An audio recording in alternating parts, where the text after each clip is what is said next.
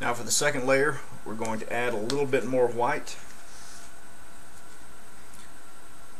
Nothing big, just a small increase in the white pigment to make it a little more light gray. And you can do this as much or as little as you want. If you want 2 dry brush layers, just going for the stark contrast right off the bat, that's fine. If you want to do 10 dry brush layers going up in successive colors, you can do that too. That's just depends on what you think looks the best. So as we're wiping this off, we want to get a little more off than we did the last time, and you can see the shade here as it's going from darker to lighter. I think that's probably enough off. And then we're going to do the same thing starting at the bottom, but we're not going to press as hard as we did with the initial dry brush. And we're also not going to hit every edge. Just kind of splotch it around in there to give some variation.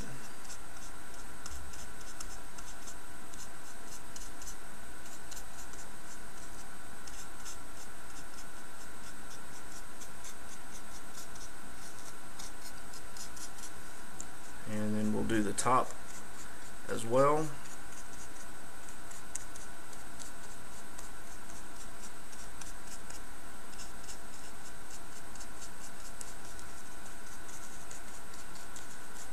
And you can see that didn't really make a huge difference. So we may go a little lighter with the gray on the next pass to make up for that one.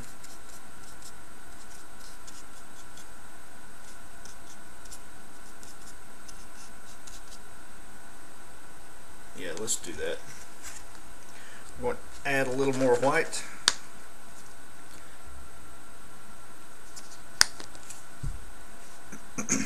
Now, I always use the same gray, the same black and white mixture from the beginning until I'm completely done with the grays. I won't do a piece and then do something else to the piece. I will do all the gray painting at one time. That way I know that each of the grays match, and I'm not trying to get an exact mix every time. Add a little more water.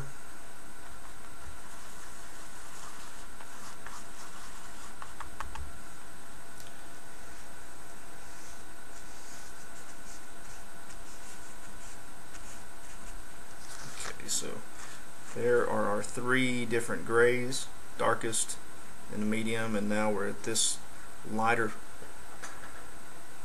edge over here. I'm not real sure how much of this is getting on camera, so if I'm completely screwing it up, I apologize.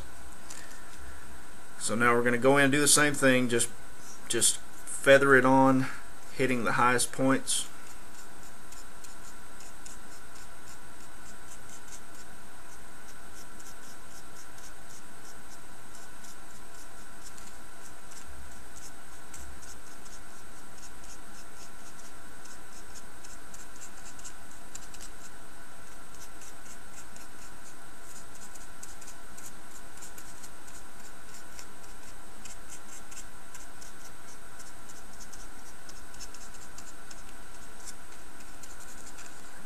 We'll do a little bit on the top edge.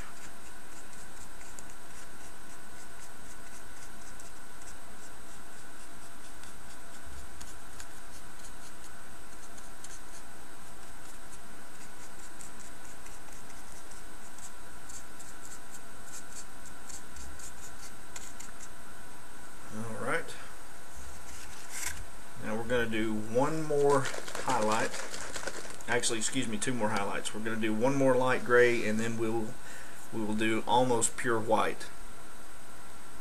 So make this one a little bit lighter.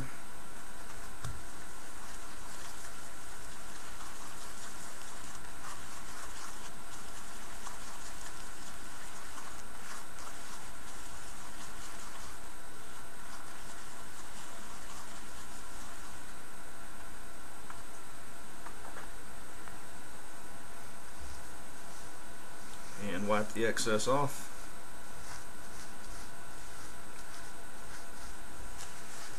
As you can see there, 4 different grays.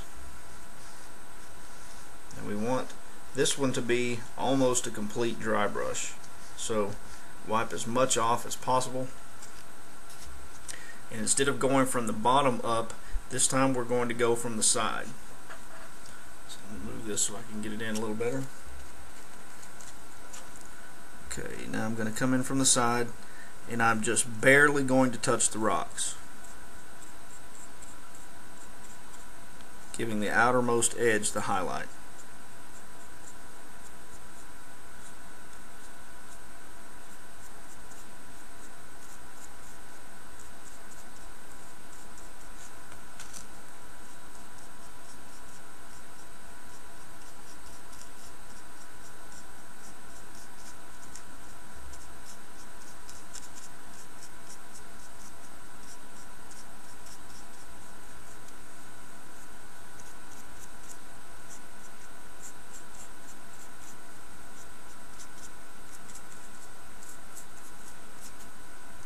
And now I'm going to do the very tips of the top.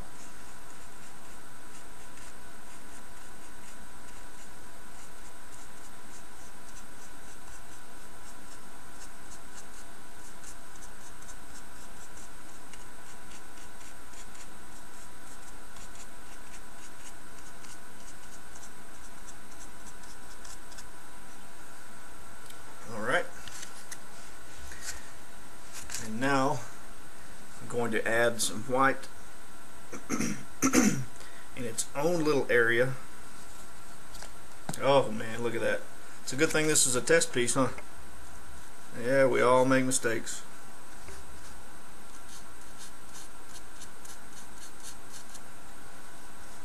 Just, I don't know, pretend a very large tyrannid flew over. I don't know. Okay. So I'm going to take some of the gray and add it to this white mix. It's going to make it very light while still retaining the gray properties.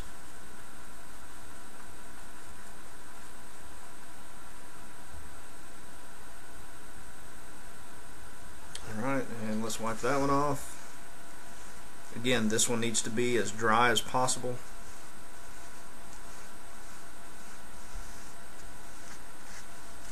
So gives you an idea of the 4 colors, 1, 2, 3, 4, 5 different shades that we've used. Math is good.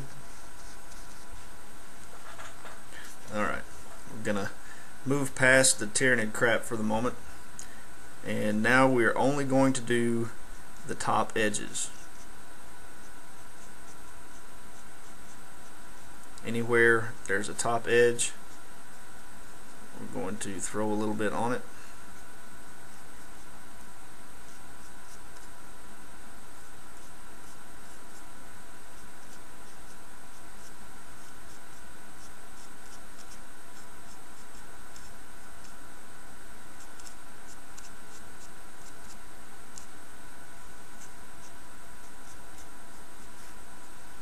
And then we're going to do a very light feather on the top, just to give it that sun bleached look.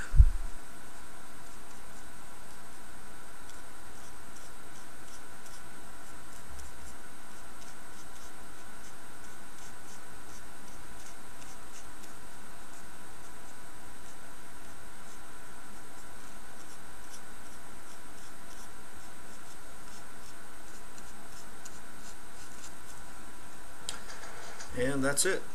That's all there is to it. Now I'll be doing that.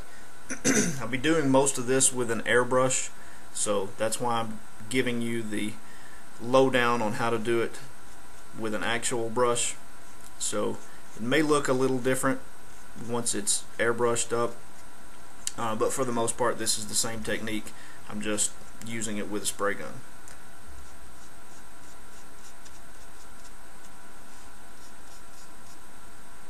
So that's it.